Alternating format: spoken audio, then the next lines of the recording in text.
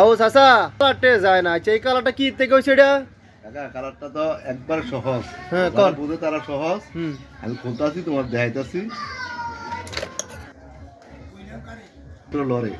ভিতরে লড়ে এটা পাল্টার কারণে এই কালারটা চাইনা দেয়, একবার দুর্বল হয়ে গেছে, দুর্বল হয়ে গেছে গিয়া। খারাপ হয়ে গেছে। আচ্ছা আমি এটা পরবর্তী দেখা লাগাইতেছি। আচ্ছা কয়টা ইচ্ছা করলে বাইক লাগাই তার বুনি না? হ্যাঁ মানুষ মরে দেখি তো চাচা আমরা তো এই তাবিজটা লাগাইয়া মনে করেন 4-5টা লয়ে লেবেন, এটা হালাল হইব নি? কে রে? কাজটা শিখতে হ্যাঁ মনে করো নিচে চেয়ার লাগছে না।